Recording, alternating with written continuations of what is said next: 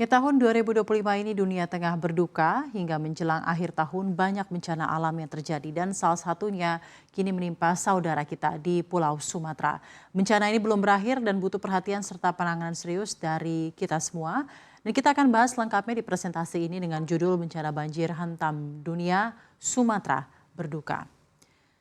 Kita akan mulai dengan slide ini, di mana data menunjukkan bahwa Indonesia menjadi negara peringkat keempat paling berisiko banjir, yang menunjukkan betapa besarnya risiko banjir di kawasan Asia.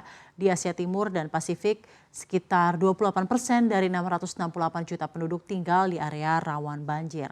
Kondisinya juga jauh berbeda di Asia Selatan, di mana 576 juta orang atau lebih dari 30% populasi terpapar risiko tinggi. Dan Indonesia pun masuk ke dalam 10 besar negara dengan penduduk paling rentan banjir di dunia, tepatnya di posisi keempat.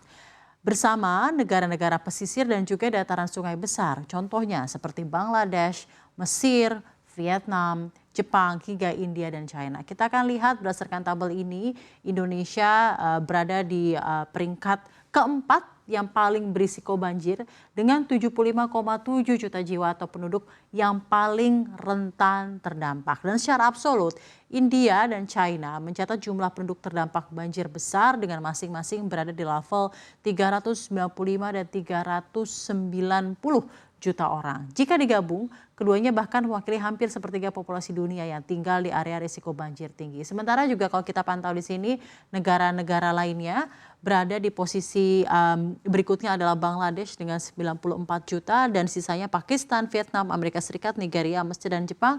Dan data ini kita ambil dari Rushler et al. Pada tahun 2022.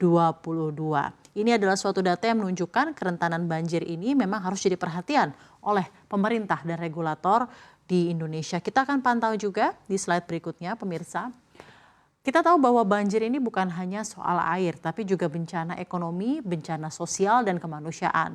Kerugian akibat bencana alam termasuk banjir sudah mencapai angka yang fantastis hingga bernilai ribuan triliun. Artinya ketika banjir terjadi, ekonomi akan lumpuh total. Dan kerugiannya juga bisa menjalar begitu luas. Kalau data dalam tabel kerugian bencana alam yang saya paparkan di sini menunjukkan betapa besar ya pukulan ekonomi yang ditimbulkan banjir di berbagai negara. Bahkan di banyak wilayah, banjir bukan hanya merusak rumah dan infrastruktur, tetapi juga hal-hal lainnya. Dan kalau kita pantau di sini juga beragam data yang ada di sini bahwa jenis bencana dari badai, heatwave, banjir, kekeringan, dan kebakaran.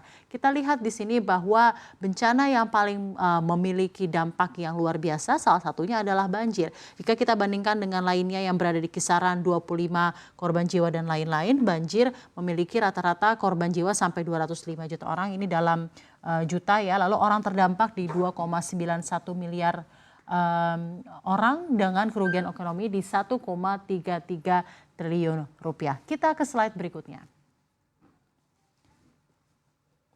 Di slide berikutnya kita akan kembali lagi ya pantau seperti apa gitu ya besarnya kerugian akibat banjir secara ekonomi, secara finansial dan lain-lain. Laporan Climate Risk Index 2025 menggambarkan situasi yang kian benar-benar mengkhawatirkan. Bahkan dalam 30 tahun terakhir, dunia mengalami lebih dari 900 peristiwa cuaca ekstrim akibat perubahan iklim dengan total kerugian mencapai 4,2 triliun dolar Amerika Serikat atau sekitar 68.943 triliun rupiah. Penelitian global lainnya juga memperkirakan bahwa dari 9,8 triliun dolar nilai aktivitas ekonomi yang berada di wilayah berisiko banjir, 84% terletak di negara-negara berpendapatan tinggi dan menengah atas. Artinya ketika banjir terjadi, dampaknya bukan hanya lokal, tapi meluas ke rantai ekonomi global yang ada. Nah, secara negara, China itu mencatat nilai ekonomi terpapar banjir terbesar di 3,3 triliun dolar. Disusul oleh Amerika Serikat sebesar 1,1 triliun dolar. Lalu kalau kita pantau kerugian juga dirasakan di dunia belahan lainnya dalam beberapa tahun terakhir. Financial Times mencatat Eropa mengalami kerugian asuransi hampir 5 miliar dolar Amerika Serikat akibat banjir pada 2023. Bahkan di Amerika Serikat kerugian asuransi melonjak 36% menjadi 112,7 miliar dolar pada 2024. Dan sebagian besar ini dipicu banjir pesisir dan daratan akibat badai Helene dan Milton. Dan di sisi lain, banjir juga kita tahu memukul kelompok masyarakat paling marginal paling rentan.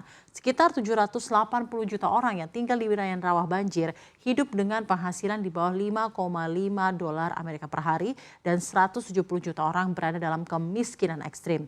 Dengan kata lain, 4 dari 10 orang yang terpapar banjir secara global hidup dalam kondisi miskin. Sehingga ketika bencana datang, mereka merasakan dampak paling berat. Itu apa? Ada beberapa penyebab beberapa penyebab mendasar mengapa bencana banjir dan longsor sering terjadi, terutama di wilayah rentan seperti Pulau Sumatera.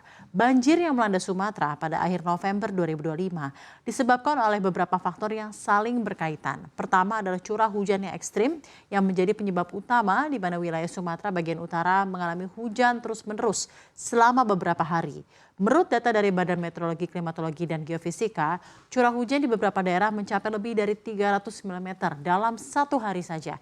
Kemudian faktor cuaca ekstrim dan fenomena atmosfer seperti siklon tropis senyar yang terbentuk di Selat Malaka juga ada berkontribusi pada peningkatan intensitas hujan di daerah Sumatera. Kecepatan angin maksimum tercatat mencapai 80 km per jam yang juga memperkuat suplai uap air ke wilayah tersebut.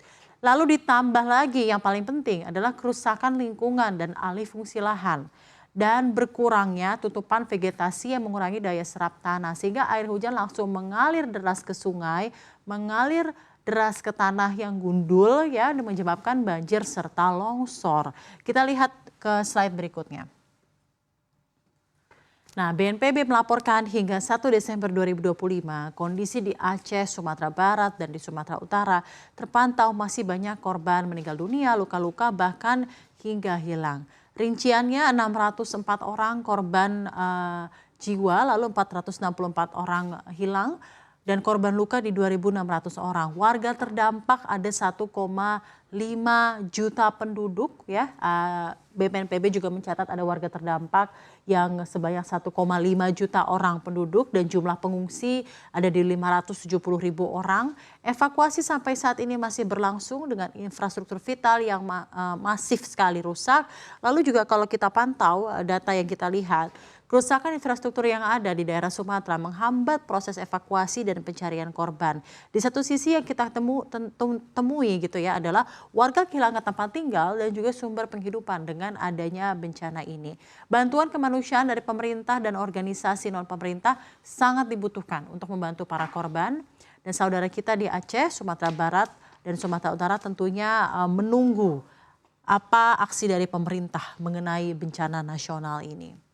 Situasi di Pulau Sumatera tentunya makin mengkhawatirkan, jumlah kerugian dan korban semakin besar dan dampak banjir tak hanya bersifat sementara. Di saat seperti ini dibutuhkan solidaritas dari banyak pihak, masyarakat umum, pemerintah, relawan, organisasi kemanusiaan, bahu-membahu membantu saudara kita di Sumatera lewat doa, donasi, relawan atau sekedar menyebarkan informasi agar perhatian publik tetap terjaga. Karena pada akhirnya mitigasi bencana dan kepedulian bersama menjadi kunci untuk meringankan beban mereka.